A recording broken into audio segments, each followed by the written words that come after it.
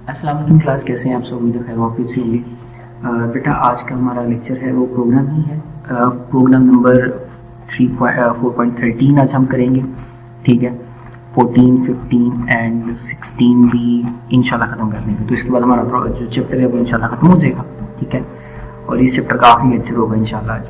इसमें लिखा write a program that will form, यानी एक हमें मैसेज जनरेट करवाना है तो यूजर टू एंटर ये current rate of electricity gas electricity, यानी बेटा ये भी ना एक बड़ा इंपॉर्टेंट लॉन्ग क्वेश्चन बन सकता है। ठीक है, ये एक लॉन्ग क्वेश्चन है और एक इंपॉर्टेंट भी है। ठीक है, तो आपने इसको मिस नहीं करना, आपने इसको अंडरस्टैंड भी करना और इसकी प्रैक्टिस भी करनी है। ठीक है, कॉपी पे कम से कम एक दफ़ा इसको सॉल्व करके आपने जरूर देखना है। ठीक है, और मुझे बताना भी कि आपने इसे करके देख लिया। ठीक है, आपको ये कॉन्सेप्ट क्लियर हो गया, इसका समझ आ गया ये क्या चीज़ है और किस तरह से काम कर रहा है। डन।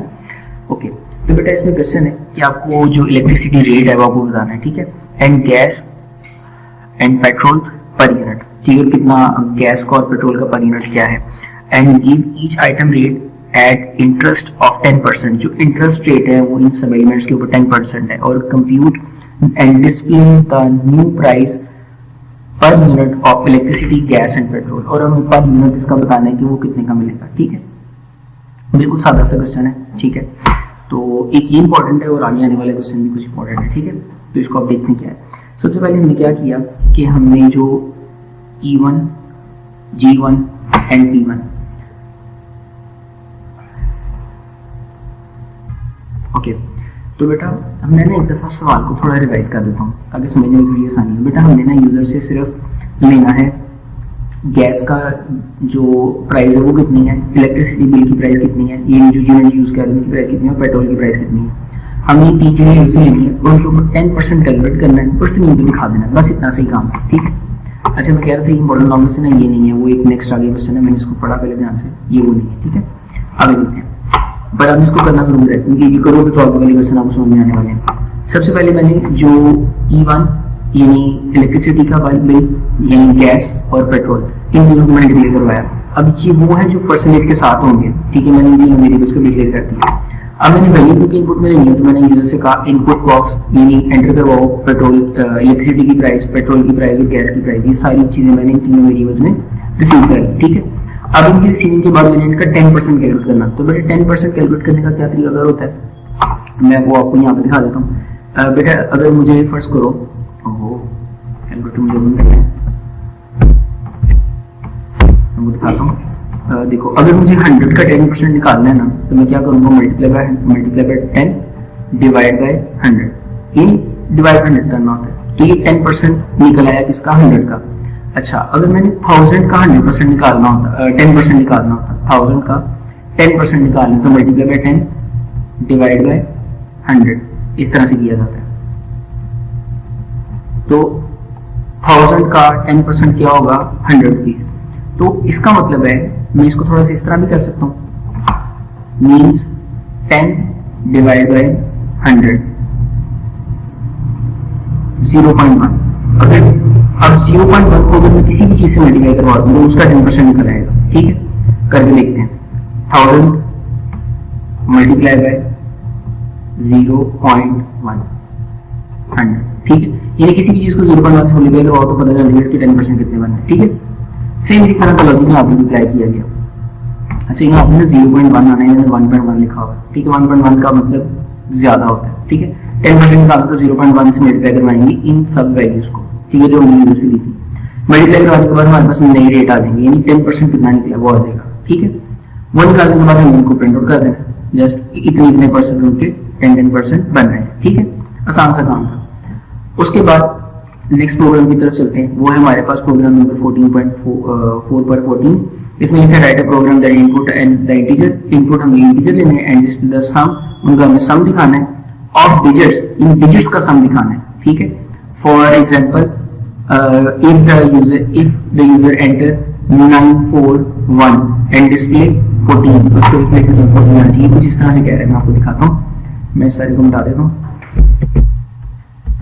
ये कुछ इस तरह से है कि अगर यूजर ने 3 डिजिट नंबर एंटर करवाया, जैसे 1, 2 और 3 एंटर करवाया, तो उसका सम क्या आना चाहिए, सम ये होना चाहिए 1 + 2 + 3, तो आंसर क्या आएगा 5 और ये 6 इसका रिटर्न आना चाहिए। ठीक है, इस तरह का हमने प्रोग्राम बनाया है 3 डिजिट नंबर के साथ। तो लेट्स सी ये कैसे कर रहा है। बेटा फॉर्मूला वही वाला है जैसे हमने पहले काम किया था ना, हमने पहले रूट कैलकुलेट किया था, जैसे यहाँ पे ये वाला हमने डिवाइड करना है और मॉड लेना है, divide and mod, divide and mod, हमें बस ये वाले काम करने हैं। तो लेट्स सी देखते हैं। हमने सबसे पहले एक इंटीजर लिया, यूजर से एक मैसेज जनरेट करवाया, डिजिट एंटर करो, ठीक है। वो इंटीजर एंटर करवाने के बाद ये डिक्लेयर करने के बाद हमने उसको सेव करवा लिया इसमें, ये लास्ट डिजिट नाम का वेरिएबल बनाया हुआ, यानी आखिरी नंबर। हम उस नंबर को, मैं इसको ना सादा अल्फाज में दोबारा बताऊं तो बेटा हमने ना ये वाला प्रोग्राम दोबारा करना है, ये वाला सेम प्रोग्राम, ठीक है। बस फर्क इतना आएगा कि ये जो हमने एन डी सी और ए बनाया था ना, इनके दरमियान प्लस का साइन लगाना है, ठीक है। यानी डी प्लस ए प्लस बी प्लस सी बस प्लस एन, एन सॉरी ये एन है यहाँ, ठीक है। और इनको जमा करवा देना सम नाम के वेरिएबल और स्क्रीन पर दिखा देना, ठीक है। अब जिन बच्चों ने लास्ट लेक्चर देखा है उसको तो अंदाजा होगा कि हमने क्या किया है कि जस्ट एक नंबर लिया है, उसको हमने तोड़ा है मल्टीपल पार्ट्स के अंदर, ए बी सी डी और एन के अंदर, और फिर हमने उसको सम कर देना। जस्ट इतना से ही काम है इस प्रोग्राम के अंदर, और ये बहुत ही इंपॉर्टेंट प्रोग्राम है ये वाला, ठीक है। इसको आप मिस नहीं कर सकते, ठीक है। ये इंपॉर्टेंट लेसन है क्योंकि थोड़ा सा ब्लर भी है और इसकी राइटिंग में भी थोड़ा फर्क है, तो हमने ये प्रोग्राम भी सेम किया था, ठीक है। तो इसी के साथ आप इसको सॉल्व करेंगे, ठीक है, सेम लॉजिक के साथ सॉल्व कर लेंगे। डन। अब हम चलते हैं पेज प्रोग्राम नंबर 14.15 के पास, 4.15 के पास। ये क्या चीज है, इसमें लिखा है write a program that input are seconds, हमने सेकंड लेने हैं, एंड डिस्प्ले द आवर्स, हमें उसके आवर्स बताने हैं कितने, मिनट्स बताने हैं कितने हैं, और सेकंड्स कितने बनते हैं, ठीक है। यानी जस्ट हमें सेकंड्स को कन्वर्ट करना है, ठीक है। आसान सा काम है। हम यूजर से पूछना है सेकंड कितने हैं, इनपुट बॉक्स की मदद से हमने सेकंड्स को डिवाइड करना है 3600 के ऊपर, तो पता चलेगा कितने आवर्स बने हैं, ठीक है। और जो भी हमारे पास आवर्स बने हैं, वो जो सेकंड्स को हम डिवाइड करेंगे इसके ऊपर तो मॉड का रिजल्ट आएगा, उस मॉड को हम सेव करवाते हैं सेकंड्स के अंदर, यानी इतने सेकंड बचे हैं आवर्स के पास सेकंड्स, उन सेकंड को दोबारा 360 पे डिवाइड करेंगे, यानी मॉड के आंसर को डिवाइड करेंगे 60 के ऊपर, तो पता चलेगा मिनट्स कितने हैं। इसी तरह से जो हमारे पास सेकंड्स बचे हुए हैं उसको दोबारा 60 से उसका मॉड लेंगे तो सेकंड्स पता चल जाएंगे। इनको स्क्रीन पे मैं दिखा देना है। बेटा मॉड बड़ी इंपॉर्टेंट चीज है, इसको आप इग्नोर नहीं कर सकते किसी भी सूरत के अंदर, ठीक है। ओके, इसके बाद आज का ये सेकंड लास्ट वाला प्रोग्राम है जी, सेकंड लास्ट ही है। इसमें लिखा हुआ है, क्या लिखा हुआ है, ये रहा, write a program that input two numbers and swap these numbers without using third variable. अच्छा, थर्ड वेरिएबल को यूज किए बगैर हम इनकी वैल्यूज को स्वैप करवाना है, ठीक है। तो ये लॉजिक जरा मुझे क्या लिखिएगा, हमने ना x और y दो वैल्यूज के अंदर इनपुट लिया, मैं कहता हूँ यहाँ पे कर लेते हैं। x के अंदर जनाब हमारे पास 1 है और y के अंदर हमारे पास वैल्यू क्या है 2 है, ठीक है। अब हमने कहा x प्लस y करो, x प्लस y किया जाए और उसको x के अंदर स्टोर करवा दो। वेरी गुड, हमने जमा करवाया और आंसर क्या है 3, यानी x के अंदर वैल्यू क्या पड़ी हुई है 3 पड़ी हुई है।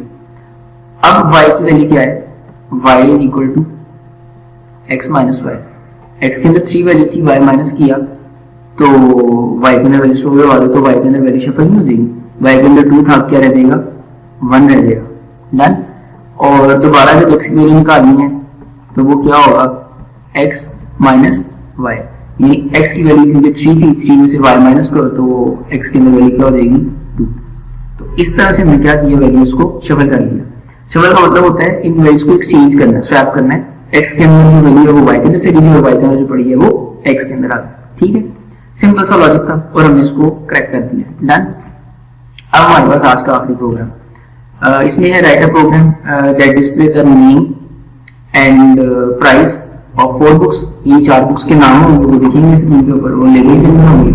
And display the 4 text boxes, हमें 4 टेक्स्ट बॉक्सेस बनाने हैं, उनके अंदर क्वांटिटी इनकी पूछनी है।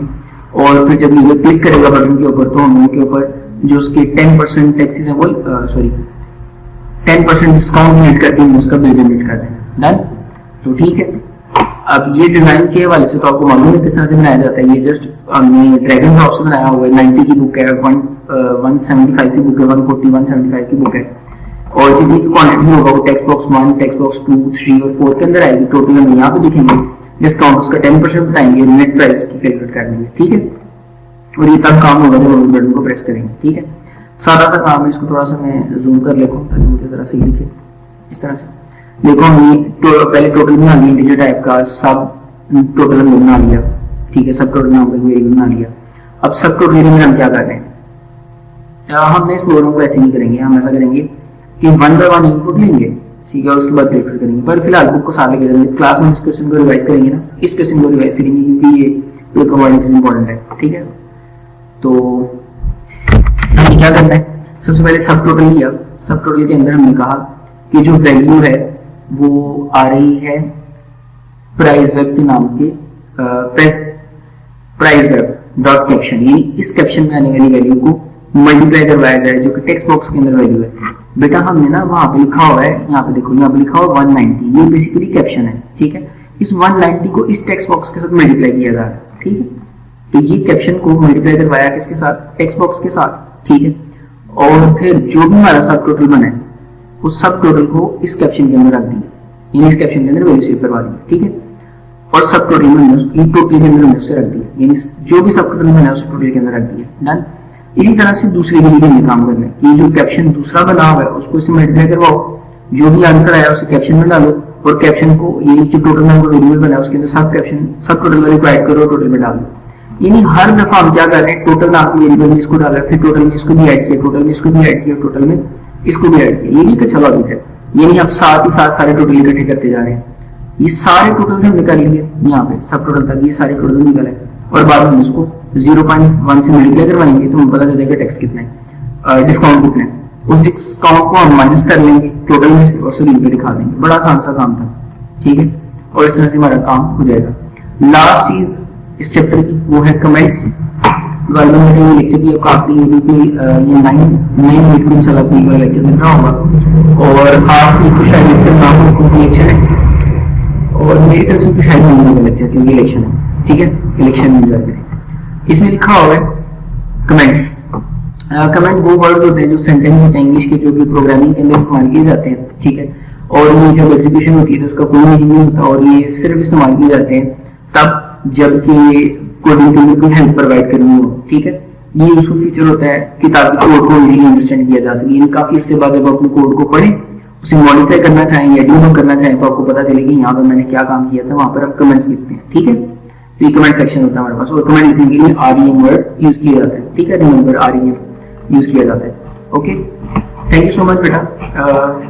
हमारा ये चैप्टर भी खत्म हो गया। इंशाल्लाह अब नेक्स्ट मुलाकात होगी क्लास में, और क्लास में इंशाल्लाह टॉपिक पढ़ेंगे, और मैं उम्मीद करता हूँ कि अपनी वीडियो की प्लेलिस्ट होगी, ठीक है। क्योंकि चंद दिन हम हफ्ते के दिन में डिसाइड कर लेंगे कि इतने दिन हमने ये बुक पढ़नी है और इतने दिन ये बुक पढ़नी है, ताकि हमारा टाइम पे काम कोर्स जो है वो खत्म हो सके, ठीक है।